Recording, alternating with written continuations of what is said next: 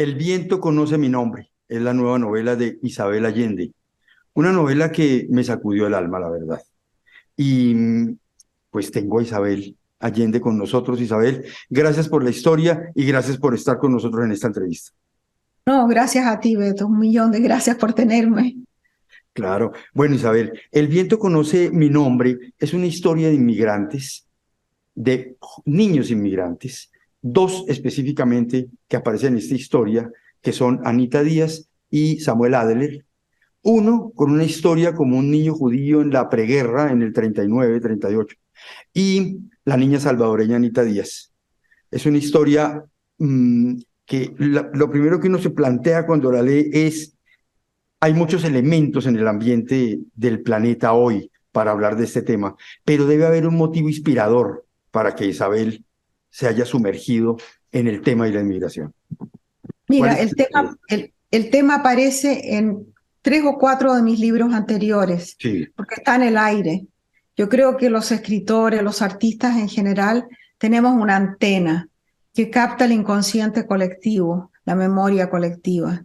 Y este tema está en el aire. Hay 80 millones de refugiados en el mundo, y no estoy contando a los inmigrantes. Y la mayoría son mujeres y niños. Yo tengo una fundación que trabaja, entre otras cosas, con organizaciones y programas que están en la frontera sur de los Estados Unidos. Así que conocemos muchos casos. Y en el año 20, o sea, en el 2020, 2019, supimos a través de la fundación del caso de una niñita ciega que fue separada de su madre. Venía con un hermanito de 4 años y como fueron Anita. separados, fueron separados de la madre. Y se perdió la madre en el sistema y no pudieron encontrarla como por 8 meses en que los niños estuvieron perdidos. O sea, en detención o en programas especiales. Pero finalmente, cuando gracias al trabajo de asistentes sociales y de abogados pro bono, pudieron reunir a la familia, se presentaron ante un juez que los deportó a todos a México. Y allí se perdieron, nunca más supimos de ellos. La novela es una crítica muy fuerte a esas medidas que tomó Estados Unidos en la administración Trump, separando familias en la frontera, Mira, separando padres de hijos. era una política de sistemática crueldad, porque muchas veces la crueldad sucede por error o por fallas del sistema, pero cuando viene como sistemáticamente organizada, como un plan para que la gente, para tratar de parar que la gente entre al país, ya eso tiene otra cara. ¿Eh? Sí, sí, es terrible. El nombre del libro, El viento conoce mi nombre. Lo menciona en algún momento Anita en uno de esos, en una de sus fantasías. Dice, El viento conoce mi nombre. Bueno, ¿De dónde salió esa inspiración de ese nombre tan maravilloso? porque a los niños, bueno, el nombre no se me ocurrió a mí, era una frase que estaba en el libro y se le ocurrió a mi agente, Johanna Castillo, que Ah, dijo, este es el título, pero el título viene del hecho de que a los niños les ponen un número, porque ya no los identifican por el nombre, sino que en el sistema entran con un número, porque muchas veces son tan pequeñitos que no saben su nombre, y además los mueven tanto de un lado a otro que se pierden los nombres. Entonces Anita quiere que alguien recuerde quién es ella, pero tiene un eco terrible con el hecho de que a los judíos le ponían un número en los campos de concentración. Entonces el eco entre lo que le pasa a Samuel Adriel 80 años antes y lo que le pasa a Anita en el 2019 es muy claro. esta es una historia que se repite, es decir, esto llevamos siglos en esto de los refugiados, de la gente que la desarraigan los conflictos, las guerras, el hambre, pero siempre hay personas solidarias en el mundo y aquí están también. Uno siente que también aquí en la novela hay un tributo a esas personas que se ponen en la tarea de trabajar por los desarraigados, por la gente que pierde la raíz. ¿Existe ese tributo ahí? De eso justamente quería yo hablar en la novela, Mm. porque todos sabemos la tragedia, todos conocemos los crímenes de los narcotraficantes, de las maras, de la policía corrupta, de los soldados abusivos, todos sabemos eso que está pasando en la frontera. Nadie habla de los miles de personas que ayudan. En Estados Unidos solamente hay 40.000 abogados que trabajan pro bono para representar a los niños ante los tribunales. Si el niño va representado, en un 80% de los casos obtiene asilo. Si no va representado, lo deportan inmediatamente. De esos 40.000, más del 90% son mujeres, porque ahí no hay ni fama, ni gloria, ni dinero, solamente corazón y compasión. Selena y Frank, esos dos personajes que están precisamente detrás de esta ayuda en la novela, parecieran reales. ¿Son reales? ¿O son Sí, Selena está basada en dos personas que me ayudaron mucho con la investigación, que son del Florence Project. Y el abogado, me imaginé, no es exacto, pero un tipo que en el fondo lo único que quiere es acostarse con Selena. Y por eso se ve metido en este enredo y después no puede salir. Y después va cambiando su manera de pensar y de ser porque está en contacto directo con el problema de Anita y de otros niños como ella. Pero su termina primera involucrado? intención era esa, claro. Termina involucrado porque esto mueve el corazón y el tema de Anita era lo movió. Lo movió, claro, lo movió completamente. Y la primera entrevista que él tiene con Anita, se le mueve el piso, ya no puede volver a pensar como antes. Sí, eso es una parte muy hermosa de cómo él se va vinculando al tema. A medida que uno avanza en la lectura, Isabel, uno se hace muchas reflexiones como lector. Uno dice, oiga, todos tenemos algo de inmigrantes, o somos inmigrantes, o hijos, o nietos, o bisnietos, pero Exactamente. hay excepciones, por supuesto, pero aún así hay mucha indiferencia en el mundo frente al tema de los inmigrantes. ¿Por qué? ¿Por qué Indiferencia egoísmo? y una gran hostilidad, no solamente indiferencia. Mira, si a mí me dicen que hay 80 millones de refugiados en el mundo, no significa nada. Tengo que verle la cara, tengo que conocer el nombre, escuchar su historia, para poder relacionarme personalmente con el problema. Yo creo que eso nos pasa a todos. Estamos sobrecargados de información y de comunicación y de malas noticias. Entonces la indiferencia es como una manera de protegernos del mundo también. En una parte del libro, Samuel admite que su mayor pecado es la indiferencia y que tarde o temprano hay que Sí. pagarlo. Siendo él también una víctima en un momento dado de la expulsión, del Claro. desarraigo. Y por eso mismo él se ha refugiado en la indiferencia, porque necesita protegerse. Fíjate que estoy en contacto con un escritor de El Salvador que tiene 32 años, un muchacho maravilloso, que escribió un libro llamado Solito. Se llama Javier Zamora. Y este chico cruzó solo la frontera a los 9 años 3 veces. Lo deportaron 3 veces antes de que pudiera reunirse con sus padres. Conversando con él, me dice que el hoyo que le deja el trauma adentro es tan grande que ha tenido años de terapia para poder volver a pensar en lo que le pasó, poder hablar de eso. Entonces uno no lo puede imaginar hasta que no lo conoce de cerca. Las imágenes que el mundo ha visto de niños abandonados en la frontera también tuvieron que sacudir a Isabel Allende para acercarse a este tema, ¿no? Bueno, y también los niños en jaulas, los niños detenidos en jaulas Terrible. como animales. Sí. No, Bueno, muy Isabel, doloroso. muy doloroso. Isabel se ha presentado varias veces como la eterna extranjera, porque vivió en el exilio en algún momento en la época de Pinochet, porque hoy vive por fuera de su país. De alguna manera, uno dice, ¿cómo se aproxima? ¿Cómo es el proceso de escritura de una persona que de alguna manera está escribiendo también sobre lo que conoce, porque lo ha vivido de alguna forma? ¿Cómo es ese proceso? Me ayuda el hecho, al escribir sobre el problema de la inmigración o los refugiados, me ayuda el hecho de haber pasado por eso. Pero tengo que decirte, Beto, que lo mío ha sido muy privilegiado. Yo fui a dar a Venezuela, un país que en los años 70 era un país saudita, abierto, generoso, hospitalario, donde había trabajo para todo el mundo, millones de inmigrantes. Y cuando me vine a los Estados Unidos, no me vine ilegalmente ni persiguiendo el sueño americano. Me vine por lascivia, diría yo, porque me enamoré de un americano. Y que al final me casé con él y que me quedé aquí, pero nunca fui indocumentada en Estados Unidos. Así que he sido una inmigrante privilegiada también.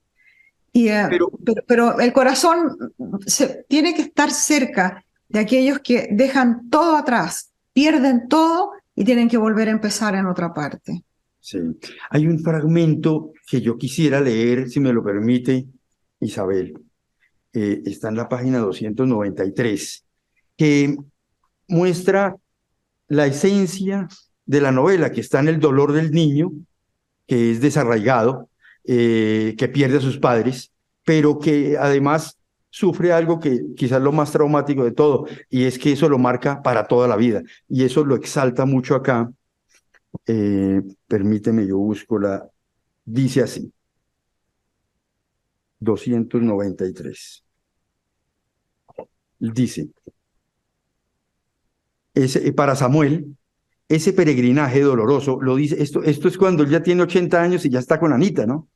Para Samuel ese peregrinaje doloroso e inevitable. Al subir el tren de Kindertransport, sus raíces fueron cercenadas, perdió a sus padres y abuelos sin explicación ni despedida, creció esperando. La nostalgia y la angustia fueron los sentimientos más poderosos de aquellos años. Vivió su infancia fragmentado, dividido entre el áspero presente del cual deseaba escapar y la nebulosa fantasía de una familia y un hogar que alimentaba con recuerdos cada vez más vagos de un pasado mítico. Uno se pregunta, en esto que me parece a mí que es la sustancia misma de la novela, ¿qué tanto de Isabel Allende hay en la comprensión de el alma del inmigrante? No sé si es comprensión, pero hay empatía, hay el sentirme cerca. A mí me costó mucho dejar Chile, mucho, porque tenía todo. Tenía a mis suegros que vivían al lado, que yo los adoraba. Tenía a mis niños en un colegio que también quedaba al lado, se iban caminando. Tenía mi trabajo. Tenía un país. Vino el golpe militar y en 24 horas el país cambió. Y la decisión de irme fue por miedo, fue por terror a que me arrestaran. Y salí sola primero. Y después llegó mi marido con los niños.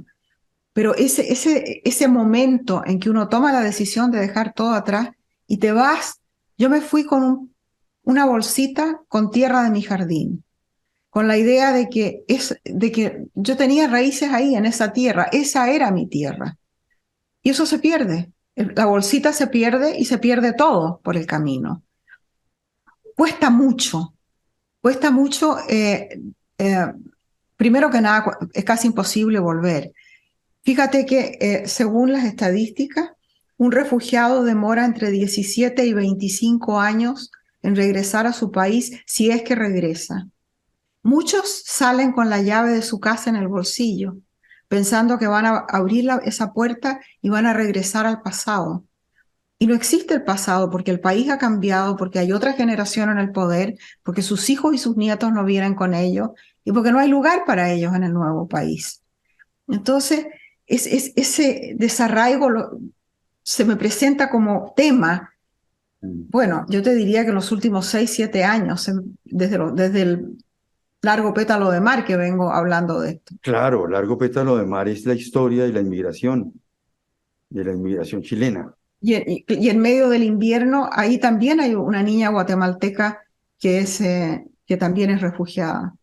Entonces, Cuando habla, vuelvo a pensar en ese momento, tomar esa decisión de dejarlo todo y empezar de raíz, de nada, en otra parte.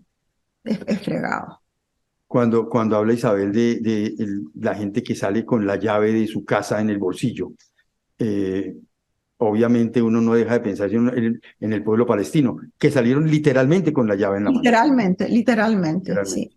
De hecho, tienen una gran llave como símbolo de que algún día volverán a su casa, en Ramallah. ¿Ah, sí? Una enorme llave, No es el gran sabía eso. monumento, es una llave para entrar a la casa, y uno entra a Ramallah y queda impactado cuando ve esa llave, que es el símbolo de la casa que quedó allá, pero aquí tengo la llave de mi casa. Y la casa ya no existe. Ya no existe, la casa ya no existe. Colombia es un lugar de tránsito de migrantes por el Darién, que además exponiendo exponiéndose Ha muerto. a morir. ¿Cómo superar cómo superar esto cuando los países siguen sufriendo hambres, cuando siguen sufriendo pobreza, cuando siguen sufriendo guerras? Esto parece que no tiene salida, Isabel, Bueno, ¿qué a opinas? mí me preguntan esto y si hubiera una solución, supongo que los gobiernos o las iglesias o qué sé yo sabrían cuál es la solución.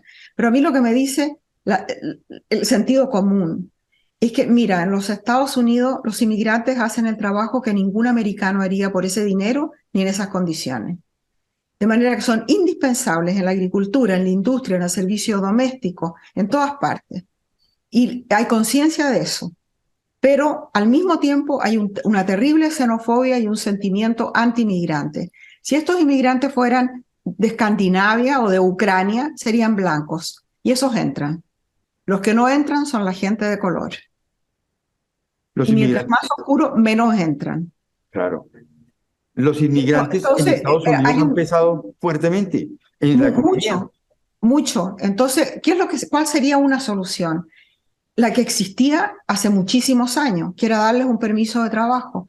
Los inmigrantes que vienen a trabajar para mantener una familia en sus lugares de origen, podrían entrar, trabajar en condiciones humanas y no subhumanas, y regresar a sus países cuando pasa la temporada, por ejemplo, de la agricultura, entrar y salir legalmente, sin tener que pasar por la vergüenza de la ilegalidad. Y luego, mientras no se resuelvan los problemas en los lugares de origen, siempre habrá gente que salga por la extrema pobreza o la extrema violencia. No teníamos refugiados de Ucrania hasta que Rusia invadió Ucrania. No Sí, había refugiados de Siria hasta que no tuvimos la guerra civil en Siria. No hay refugiados de Afganistán hasta que no ocupó el Talibán el país. Y está ahora 97% de la población pasando hambre. Y en Centroamérica, si no fuera, porque están los países con los gobiernos fracasados, en que hay completa inseguridad, en que las maras y los narcotraficantes se han tomado pueblos enteros, en que no se puede andar por la calle porque tienes miedo hasta de la policía, ¿cómo no va a salir la gente? sí, sí, las condiciones todas están dadas para la Mira inmigración. cómo y además se da vuelta la tortilla, porque cuando yo vivía en Venezuela había el problema de los inmigrantes de Colombia que entraban ilegalmente por la frontera. Claro, Y ahora claro, tenemos 7 millones de venezolanos que están buscando refugio en otra parte. sí, siempre Entonces, se ¿te puede fijas hacer. cómo depende de las circunstancias de origen? Sí. Todo Así esto es es, Isabel. política. Isabel, yo quisiera terminar, si me lo permite, leyendo un epígrafe que me parece maravillosísimo, el mejor elegido del mundo, y es el del Principito. Dice, he aquí mi secreto, que no puede ser más simple, solo se puede ver bien con el corazón, lo esencial es invisible para los ojos. Entender el porqué de este epígrafe es ver la luz que arroja Isabel Allende sobre una realidad terrible, que es la que nos muestra en su novela, El viento conoce mi nombre. Isabel, muchas gracias. Gracias a ti, Beto.